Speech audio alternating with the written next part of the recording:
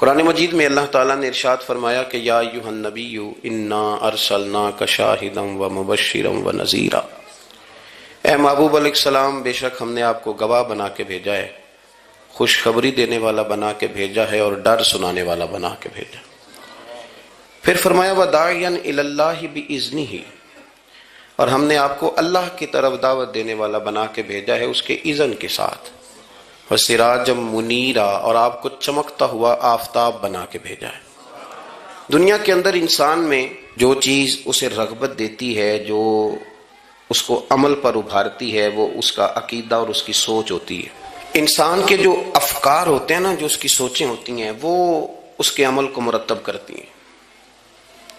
انسان کا جس طرح کا نظریہ ہوتا ہے، پھر وہ زندگی میں عمل بھی اسی طرح کے کرتا ہے، لوگوں کے بیچ رہ کے وہ وقت بھی اسی طرح ہی گزارتا ہے۔ قریش مکہ اور حضور سید عالم صلی اللہ تعالی علیہ وسلم سے جو پہلے کے لوگ تھے، ان کے افکار بہت ساری خرابیوں کا شکار ہو گئے تھے، فکری کمزوریاں پیدا ہو گئی تھی، مختلف قسم کی اوہام پرستی کا وہ شکار تھے، توہمات میں الجھ گئے تھے۔ حج کا موقع آیا ہے تو اب انہوں نے قبولیت کا یہ نظریہ گھڑ لیا ہے کہ ننگے ہو کے معاذ اللہ طواف کریں گے بیت اللہ کا۔ قربانی کا موقع آیا ہے تو جانوروں کا خون دیواروں کے ساتھ لگائیں گے خانہ کعبہ کی۔ اور قرآن حکیم ہمیں یہ بھی بتلاتا ہے کہ جب حج کر کے لوٹتے ہیں تو اب دروازوں سے نہیں گزرنا، اب ہم نے کوئی اور رستے پھلانگ کے گھروں میں آنا ہے، اس لیے کہ ہم نیک ہو کے آئیں۔ تو مختلف قسم کی توہمات انہوں نے گڑھ لی تھی، اللہ تبارک و تعالیٰ کی ذات کے بارے میں بھی، انبیاء کرام علیہ السلام کے بارے میں بھی۔ قرآن مجید ہمیں کہتا ہے کہ یہودیوں نے جناب عزیر علیہ السلام کو اللہ کا بیٹا کہا، عیسائیوں نے معاذ اللہ حضرت عیسیٰ علیہ السلام کو اللہ کا بیٹا کہا۔ تو افکار کے اندر جب انسان کے بہت زیادہ خرابیاں آ جاتی ہیں، یعنی ایک آدمی کا ذہن بن گیا نا سارے لوگ چور ہی ہیں، تو پھر کسی سے دوستی کرنا، کسی کے ساتھ چلنا، وقت گزارنا اس کے لیے دشوار ہی نہیں محال بھی ہو جاتا ہے۔ اور اگر انسان محسوس کرنے لگتا ہے نا کہ یار نہیں ایسا نہیں ہے، یہ میرے رسول کریم کی امت ہے، اور حضور علیہ السلام نے فرمایا میری امت کبھی گمراہی پر جمع نہیں ہوگی، تو امت میں خیر ہے، ہمیں خیر کو تلاش کرنا چاہیے۔ پھر انسان آہستہ آہستہ نرم ہونے لگتا ہے، لوگوں کو گنجائش دینے لگتا ہے، اور ان کی باتوں کو، ان کی کمزوریوں پر وہ استدلال کرتا ہے کہ یہاں کمزور پڑ گئے ہوں گے، یہاں یہ مسئلہ ہو گیا ہوگا۔ وہ کسی نے کہا تھا کہ جانے کس عمر میں جائے گی یہ عادت میری، روٹنا اس سے تو اوروں سے الجھتے پھرنا۔ کئی دفعہ یوں بھی ہوتا ہے۔ تو ہمارے ہاں افکار میں اگر حسن رہے، تازگی رہے، خوبصورتی رہے۔ اب بھی کچھ لوگ ایسے ہیں جو اعتدال کا رستہ چھوڑ جاتے ہیں۔ صوفیاء کی جماعت میں جب سے ملنگوں نے قدم رکھا ہے، اور بہت سارے ایسے لوگ جو کہتے ہیں کہ نہیں تمہیں نہیں پتا بات معرفت کی ہے، تو ان لوگوں نے بھی خرابی پیدا کر دی۔ پھر اس کا نقصان یہ ہوا کہ کچھ دانشوروں نے، شعراء نے، سیاستدانوں نے معاذ اللہ یہاں تک کہنا شروع کر دیا کہ جو جس کو بھی پکارتا ہے کسی نہ کسی روپ میں اللہ کو ہی پکارتا ہے۔ افکار میلے کر دیے، بھئی اگر جس کو بھی جو پکارا جا رہا تھا تو وہ معاذ اللہ اللہ کو ہی پکارا جا رہا تھا، جس کے سامنے جو جھکتا تھا تو کوئی نہ کوئی اس کے ہاں توحید پائی ہی جاتی تھی، تو پھر اللہ کے رسول بتوں کے خلاف کیوں جہاد کرتے رہے؟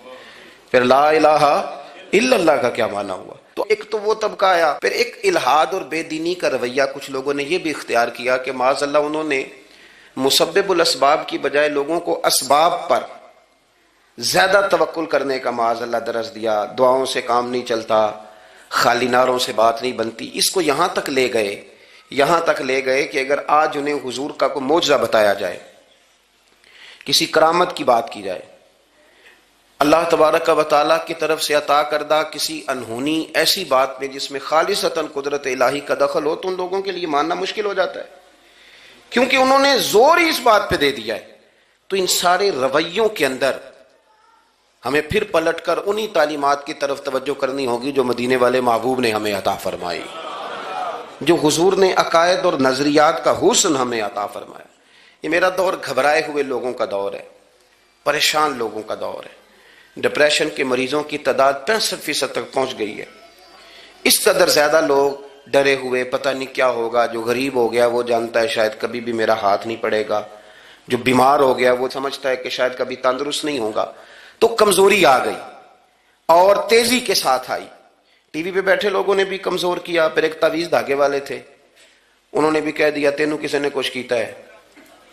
وہ بھائی کنے کیتا ہے؟ کہندا ہے مینوں حکم ہی نہیں, مینوں تے شرارت دا حکم سی وہ میں کر چھڑی, تینوں کسی نے کچھ.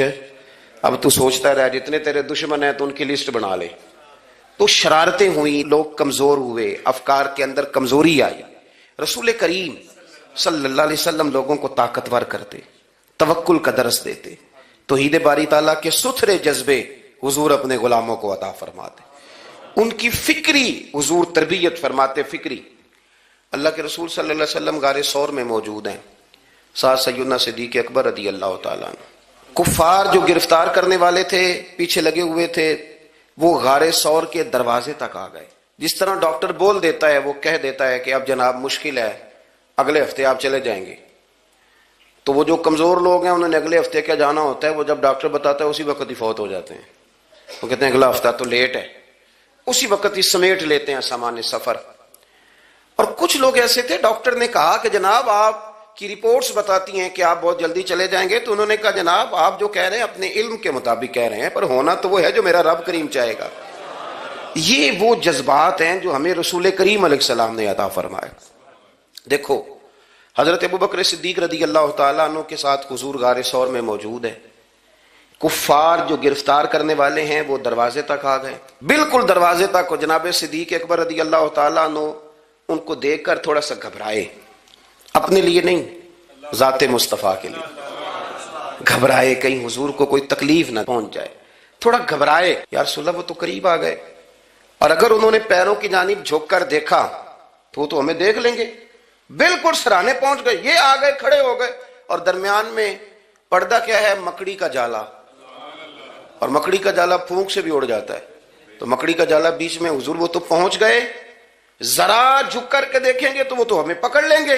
اب یہ وقت تربیت ہے, اور وہ تربیت جو محبوب نے اپنے اس عظیم صحابی کی فرمائی, اس تربیت کو میرے رب کریم نے قرآن مجید میں بیان فرمایا. حضور فرماتے ہیں, رب فرماتا ہے کہ فرمایا محبوب نے, فرمایا لا تحزن, ابو بکر گھبرانا.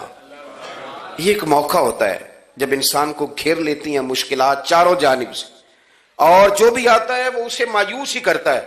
لیکن حالات کے سہمے ہوئے لوگوں کو بتا دو, حالات بدل جاتے ہیں, ایک جیسے نہیں رہتے. کہا لا تحزن, ابو بکر گھبرانا. کیوں؟ ہماری فوجیں آ کے انہیں پکڑ لیں گی, یا اندر ہمارے پاس کوئی ایسا اسلحہ موجود ہے کہ ہم ان پر چھوڑ دیں گے تو یہ مر جائیں گے. لا تحزن, ابو بکر گھبرائیے مت. کیوں نہ گھبرائیے؟ اس لیے کہ ان اللہ معنا, بے شک اللہ ہمارے ساتھ ہے. جن کے ساتھ رب ہو انہیں گھبرانا نہیں چاہیے. انہیں گھبرانا, یہ جو مسلح کی قوت ہوتی ہے, یہ دعا کی طاقت ہوتی ہے, دعا صلاح المومن, یہ جو قوت ہوتی ہے انسان کے پاس, یہ جو اس کے پاس ہتھیار ہوتا ہے کہ آج رات منا لوں گا میرا رب کرم فرما دے, یہ جو اس کے پاس قوت ہوتی ہے, یہ اسے کمزور نہیں پڑنے دیتی, اسے طاقتور رکھتی. تو حضور نے افکار کے اندر یہ حسن پیدا کیا, لوگوں کو بتلایا کہ بجائے اس کے کہ تم کوئی چور رستہ تلاش کرو, کوئی سیاست کرنے کی کوشش کرو, تم کوئی ایسی راہ اختیار کرو جو تمہیں محسوس ہو کہ درست نہیں ہے, اس رستے نہ چلو, بلکہ تم اپنے رب کو منانے والے رستے پہ چلو. اور ترمذی شریف میں حدیث ہے, حضرت انس بن مالک رضی اللہ تعالیٰ عنہ فرمانے لگے کہ کریم محبوب علیہ السلام فرماتے ہیں کہ اپنے دکھڑے دنیا داروں کو نہ بتانا, سیٹھوں, نوابوں, چودھریوں, چاپلوسی کرنے کی ضرورت کوئی نہیں. اپنے دکھڑے دنیا داروں کو نہ بتانا, ورنہ اللہ تمہیں کبھی غنی نہیں فرمائے گا. فرمایا اپنے دکھ اپنے رب کریم کی بارگاہ میں عرض کرنا, جلدی یا دیر سے اللہ تمہیں لوگوں سے بے نیاز کر دے گا. تربیت فرمائی. ہم لوگوں نے تیزی سے اپنے آپ کو کمزور کیا ہے, توجہ کا مرکز دنیا دار. وہ اکبر الہآبادی نے کہا تھا کہ مصیبت میں بھی اب یاد خدا ہم کو نہیں آتی, دعا منہ سے نہ نکلی جیبوں سے عرضیاں نکلی. اب بھی نہ لوگ درخواستیں جمع کراتے ہیں, دعائیں نہیں کرتے. تو بھائی ایک تو یہ کہ توحید باری تعالیٰ کے بارے میں اصل نظریات, افکار کا حسن, پاکیزگی, اور آپ کا اپنے رب کی جانب پورا توجہ کرنا. ہمارے ہاں اب تو خیر کرامتیں فیس بک پہ آتی ہیں, اور لوگ اس کا سوال بھی بڑا تگڑا کر کے کرتے ہیں. اور جو بچے چھوٹے موٹے ہماری طرح طالب علم ہوتے ہیں, کچھ کتابیں پڑھنے والے دین کے, وہ کئی دفعہ الجھ جاتے ہیں کہ اب اس کو ٹیلی کیسے کریں. ساتھ کیسے جوڑیں، ایسی کرامتیں، اور کرامت بیان کرنا بھی لوگوں نے ذمہ داری سمجھ لیا ہے، حالانکہ جڑے محرم راز حقیقت دے وہ تے راز حقیقت کھول دے ہی نہیں، اے جنہ ویکھیا نہیں وہ کرن گلاں، جنہ ویکھ لیا وہ تے بول دے ہی نہیں، تو بات ہی نہیں کرتے۔ تو کرامت نا جوڑ جاڑ کے نا کہیں فٹ کی جاتی ہے۔ آپ کو بخاری مسلم میں حدیث ملے گی، کوئی بھی ایسی اوہام پرستی، کوئی بھی ایسا نظریہ، کوئی بھی ایسی بات جو ذہن کو منتشر کرے، یعنی ابھی تک لوگ کہہ دیتے ہیں ہمارے کہ وہ کالی بلی رستہ کاٹ گئی تھی، تو معاملہ بڑا، میں ملتان شریف پہنچا تو مجھے وہاں ایک میرے سنگی کہنے لگے، بڑا پرانا ان سے ربط ہے، کہنے لگے کہ میں نے آج نا تجربہ کیا ہے، ویسے واقعی کالی بلی رستہ کاٹی ہے تو مشکل ہو گئی ہے۔ میں نے انہیں کہا کہ آپ کا تجربہ سجدہ صاحب کا محتاج ہے، آپ کو دوبارہ سے تجربہ کرنا چاہیے، خدا کے بندے کالی بلی رستہ کاٹ جائے تو مشکل ہوتی ہے، تو میرا تو سارے رستے، کئی کالی گاڑیاں رستہ کاٹ گئی، اب کیا کیا جائے؟ یہ کمزوری ہے، افکار میں کمزوری نہیں پیدا کریں، کچا پن نہ پیدا کریں، آپ مضبوطی لائیں۔ بخاری مسلم میں آپ کو حدیث ملے گی، سرور کائنات علیہ السلام کے صاحبزادے جناب ابراہیم علیہ السلام وصال فرما گئے، اور کیفیت یہ تھی کہ انہوں نے حضور کی مقدس گود میں آخری سانس لیا، داڑھی مبارک محبوب کی آنسوؤں سے بھر گئی۔ حضرت انس کہتے ہیں عرض کی یا رسول اللہ آپ بھی آنسو بہاتے ہیں؟ فرمایا میرا بیٹا گیا ہے تو آنسو نکل آئے ہیں، ورنہ میری زبان پہ وہی جاری ہے جس سے میرا رب راضی ہوتا ہے۔ اسی دن نا، جس دن سرکار کے صاحبزادے کا وصال ہوا، اسی دن سورج کو گرہن ہو گیا۔ کچھ لوگوں نے بات جوڑ دی، کہنے لگے کہ آج چونکہ حضور سید عالم علیہ السلام کے صاحبزادے کا وصال ہو گیا ہے تو آج دیکھو سورج کو بھی گرہن ہو گیا ہے، بات جوڑ دی۔ غم کی کیفیت تھی، سرکار کی مقدس داڑھی آنسوؤں سے بھری ہوئی تھی، حالات کا تقاضا اور اس کی سمت کچھ اور تھی۔ حضور نے جمعے کا انتظار نہیں فرمایا، فرمایا بلاؤ لوگوں کو مسجد میں۔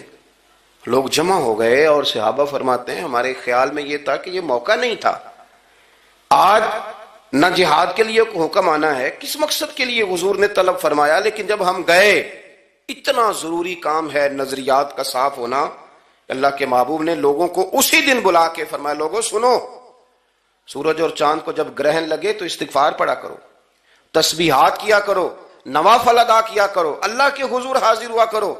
فرمایا یہ سورج اور چاند کو جب گرہن لگے تو یہ اللہ کی نشانیوں میں سے نشانی ہوتا ہے، کسی بندے کے دنیا سے جانے کا اس کے ساتھ کوئی تعلق نہیں۔ تم نے اپنے ذہن کو ٹھیک رکھنا ہے، افکار کو ٹھیک رکھنا، کسی بھی قسم کی تم نے اوہام پرستی کا شکار نہیں ہو، مضبوط رہیں، مضبوط رہیں، اٹھ باندھ کمر کیوں ڈرتا ہے، پھر دیکھو خدا کیا کرتا ہے۔ آپ مضبوط رہیں، جب مضبوط رہیں گے تو انشاءاللہ توانائی اللہ کی طرف سے عطا کر دی جائے۔ دوسری بات، نبی پاک صلی اللہ تعالی علیہ وسلم نے نا تمام انبیاء کرام علیہ السلام کے بارے میں لوگوں کے ذہنوں کی اصلاح کی۔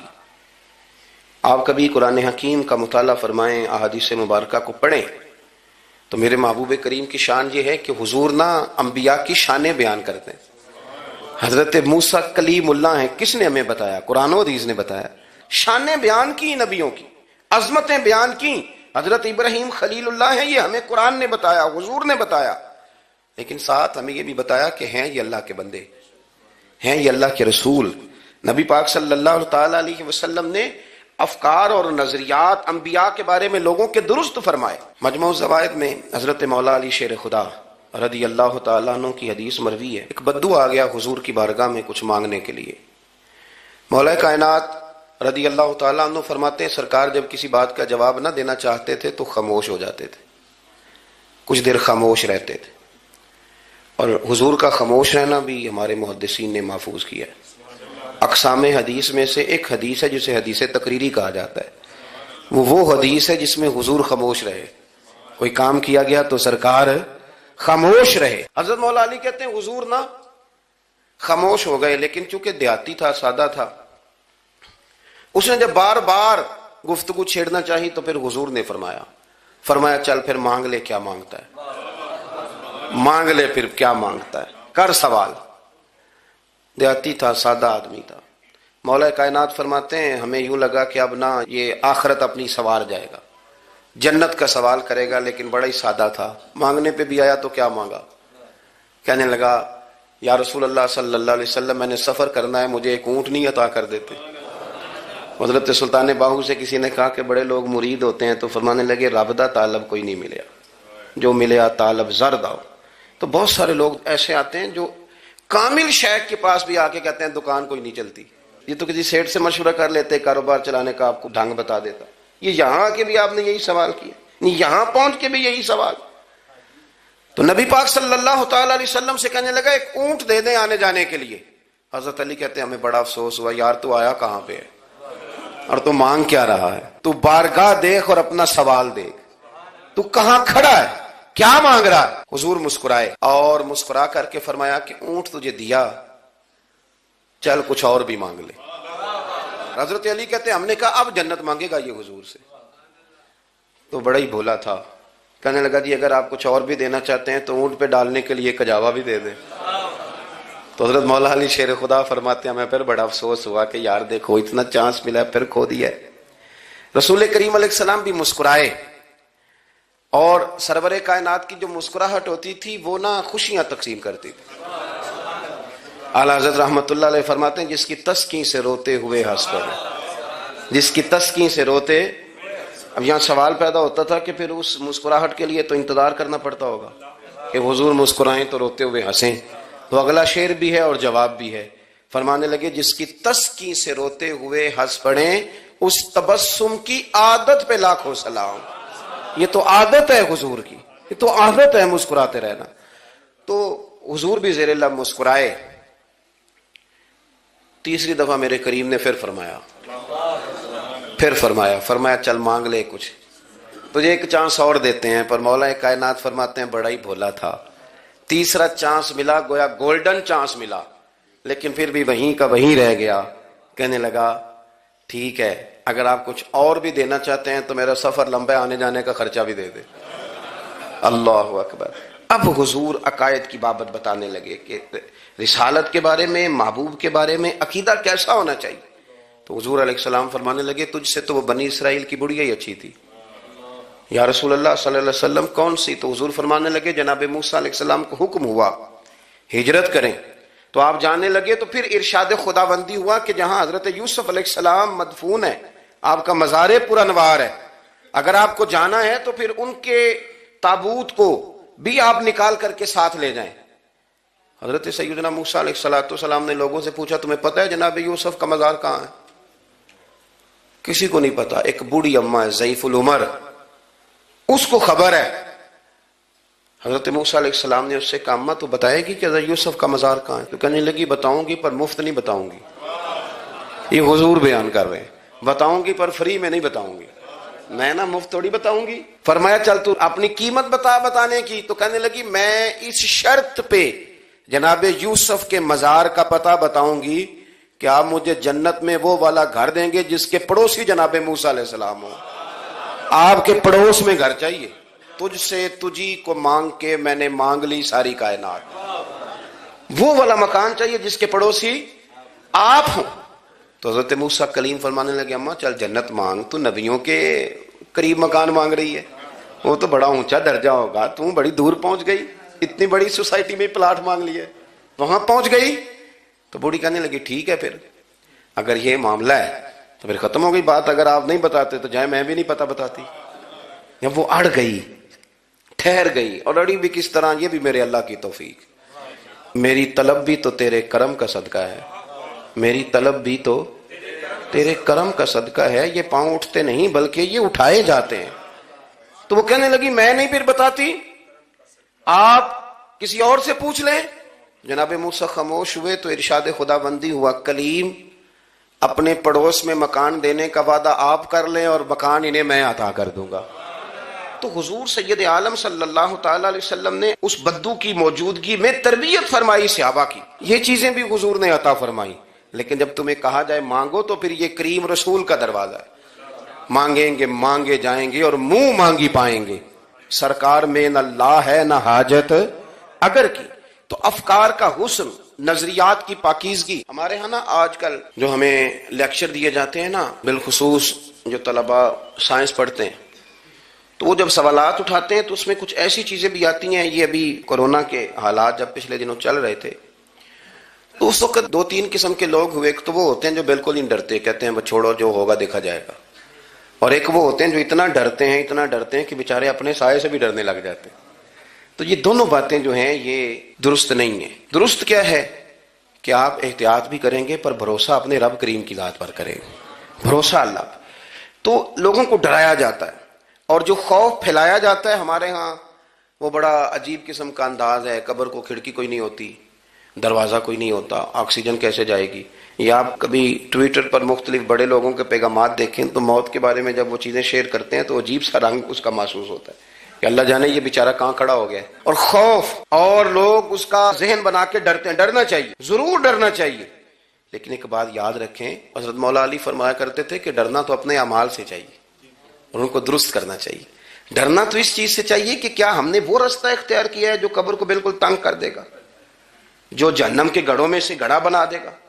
اگر وہ رستہ ہے اور اس پر آپ چلے ہوئے ہیں، آپ سخت ہو گئے ہیں، آپ نے سوچنا چھوڑ دیا ہے، آپ نے حقوق العباد کے معاملے کو ترک کر دیا ہے، آپ اپنی طبیعت کے لحاظ سے لوگوں کو ستانا مشغلہ بنا بیٹھے، آپ حلال حرام کی تمیز چھوڑ گئے، نگاہوں کی صفائی سے لے کر رزق حلال کو پیٹ میں لے جانے تک اگر غیر محتاط ہو گئے تو پھر تو خوف کھائیں۔ لیکن یہاں ان نظریات کی بابت جو حضور نے ہماری تربیت فرمائی، تو حضور نے ہمیں یہ نہیں فرمایا کہ میرا مومن ہو تو تم اسے کھڈے میں چھوڑ آؤ گے، ہو زندگی تقوی اور محتاط رہ کر گزارنے والا اور تم اسے کھڈے میں چھوڑ آؤ، یہ نہیں ہے، بلکہ فرمایا جو میرے مومن کی قبر ہوتی ہے روضۃ من ریاض الجنہ، وہ تم اسے نا کھڈے میں نہیں چھوڑ کے آئے، باغ میں چھوڑ کے آئے ہو۔ آپ باغ کا تصور کریں پھر قبر کو سوچیں، نہیں باغ میں چھوڑ کے، اور باغ بھی معمولی نہیں، جنت کے باغوں میں سے باغ، جنت کی کیاریوں میں سے، روضۃ من ریاض الجنہ۔ اب ذرا اس اینگل سے آپ اپنی قبر کو سوچیں، اس رویے کے ساتھ۔ اگر قبر آپ کی جنت کا باغ ہے تو باغ میں جاتے بندہ ڈرتا تو نہیں، اور باغ اتنا حسین ہے کہ جس میں پہلی آنکھ کھلے گی تو پہلی نظر اٹھے گی تو مدینے والے محبوب کا چہرہ نور نظر آئے گا، اتنا شاندار باغ ہے۔ آپ اس کی رعنائی، اس کا حسن اور اس کی خوشبو کو ملاحظہ فرمائیں۔ تو حضور نے نا ہماری تربیت فرمائی۔ میں اکثر کہا کرتا ہوں احباب سے کہ انسان 10-15 سال کے بعد پردیس سے واپس لوٹے اور ماں اگر موجود ہو نا گھر میں، اتنا تگڑا استقبال کرتی ہے کہ مزہ آ جاتا ہے، اس کا بس نہیں چلتا، مکان بھی نہیں بنا دے، فلانی چیز بھی نہیں لے آؤ، میرا پتر آ رہا ہے، فلانی بھی۔ تو سالوں بعد بندہ گھر لوٹے تو ماں اتنا استقبال نہیں کرتی جتنا قبر میں اللہ کی رحمت بندے کا استقبال کرتے۔ اس لیے جب یہ سوچ بن گئی تھی نا صحابہ کی حصول جنت کی، تو پھر ان کو لگاؤ ہو گیا تھا، پھر دنیا کی زندگی، جاہ و جلال، مال و دولت اتنا زیادہ وقت نہیں رکھتا تھا ان کی نظر میں۔ پھر وہ سمجھ گئے تھے اس بات کو کہ کن فی الدنیا کاننا کا غریب و عابر سبیل، سمجھ گئے تھے کہ یہ مسافر ہیں ہم یہاں، اور وہ پھر اتنا زیادہ اپنے ذہن پہ چیزوں کو سوار نہیں کرتے تھے، محسوس کرتے تھے کہ اتنی زندگی ان کی ہے، اتنی زندگی ان کی گزر گئی ہے، محسوس کرتے تھے، اور اس پر پھر وہ جو فوکس کرتے تھے وہ آخرت کے لیے کرتے تھے۔ ایک خاتون حضور کی بارگاہ میں حاضر ہوئی، یہ بھی سیاستہ میں آپ کو روایت ملے گی، بہت ساری کتابوں میں ہے لیکن اس کی اصل آپ کو بخاری شریف میں ملے گی۔ حضرت ابو ہریرہ رضی اللہ تعالیٰ عنہ فرماتے ہیں کہ خاتون آئی تو اس نے آ کر نا بڑے درد کے ساتھ حضور کی بارگاہ میں استغاثہ پیش کیا، عرض کرنے لگی یا رسول اللہ صلی اللہ علیہ وسلم، میں نا مرگی کی مریض ہوں اور بڑی تکلیف میں ہوں۔ یہ جو مرگی کا مرض ہوتا ہے یہ اعصابی بھی ہے، جسمانی بھی ہے، ذہن کو کنٹرول کرتا ہے، اور انسان جسمانی طور پر بھی بالکل اس وقت جب دورہ ہوتا ہے مفلوج ہو جاتا ہے، ذہنی طور پر بھی خوشی غمی آنا جانا دشوار ہو جاتا ہے انسان کے لیے۔ تو وہ خاتون عرض کرتی ہے یا رسول اللہ صلی اللہ علیہ وسلم، مجھے مرگی ہے، کریم آپ دعا فرمائیں رب مجھے شفا عطا کر دے۔ حضور دعا فرما دیا کرتے، اللہ تعالیٰ نے میرے محبوب کے وجود کو شفا بنایا، لعاب دہن مولا علی کی آنکھوں پہ لگائیں تو رب کریم فوراً شفا عطا فرمائے۔ لیکن حضور نا تربیت جب کرتے نا، تربیت لوگوں کے بیچ، تو پھر نظریات کو، عقائد کو، افکار کو حضور غسل دیتے، وضو کراتے۔ یہاں بھی سرکار نے صحابہ کے بیچ اس خاتون سے گفتگو فرمائی، اور حضور فرمانے لگے اگر تو کہے تو میں دعا کرتا ہوں رب تجھے شفا دے دے گا۔ حضور فرمانے لگے اگر تو کہے میں دعا کرتا ہوں اللہ شفا دے گا، اور فرمایا اگر تو کرے صبر